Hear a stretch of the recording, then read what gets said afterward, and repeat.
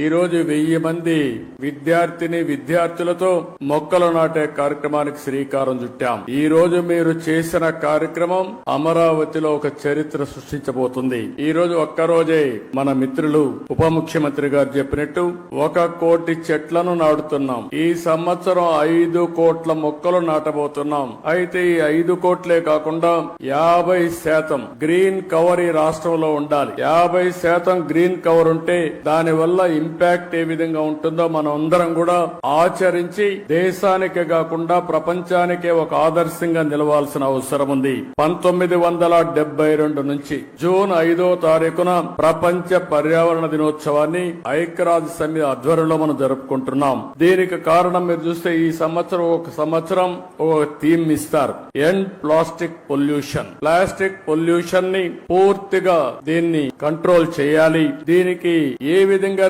Recycle లో ఇవన్నీ ఉపయోగించాలి అనే విషయంలో అవగాహన పెంచడానికి తీసుకున్నాం. మన రాష్ట్రానికి మనం ఒక్కసారి వస్తే 37,421 చదరపు కిలోమీటర్ల అడవులు ఉన్నాయి. ఇది మొత్తం విస్తీర్ణం 22.96%. ఈ రోజు మన రాష్ట్రానికి ఒక పెద్ద అడ్వాంటేజ్ ఏంటంటే అడవుల్లో చెట్లు ఉండడమే కాకుండా రాయలసీమలో నల్లమలై ఫారెస్ట్ ఉంది. అదే రాయలసీమలో హార్టికల్చర్ పెద్ద ఎత్తున అభివృద్ధి అవుతా ఉంది. ఎప్పుడైతే హార్టికల్చర్ బాగా అభివృద్ధి అయ్యే కొందికి ప్లెయిన్ ఏరియాలో కూడా చెట్లు వస్తున్నాయి. దీనివల్ల గ్రీన్ కవర్ పెద్ద ఎత్తున పెరిగింది. దీనికి ఉదాహరణగా మీరు చూస్తే ఈ రోజు రాష్ట్రంలో 30.05% గ్రీన్ కవర్ ఉండే రాష్ట్రం మంది. దీన్ని 50% తీసుకుపోవాలనేది మనందరి లక్ష్యం. ఒకప్పుడు నేను 2 ఏళ్లు 3 ఏళ్లు చెట్లు కూడా ఉండేటివి, పెద్ద చెట్లు నాటేవాళ్ళం. ఒకప్పుడు కాంగ్రెస్ పరిపాలనలో మీరు ఒకసారి చూస్తే చెట్లు నాటడం అంటే వాళ్ళకి అవగాహన ఉండేది కాదు. ఫోటో కోసం చెట్టు నాటి ఫోటో అయిపోతానే చెట్టు ఎక్కడుందో కనపడేది కాదు. తర్వాత ఇటీవల గవర్నమెంట్ వచ్చింది, వాళ్ళకి చెట్లంటే తెలియని గవర్నమెంట్ అది. చెట్టు వల్ల ఉపయోగం తెలియదు, చెట్లు నరకడం తప్ప చెట్లు పెట్టనే గవర్నమెంట్ అది.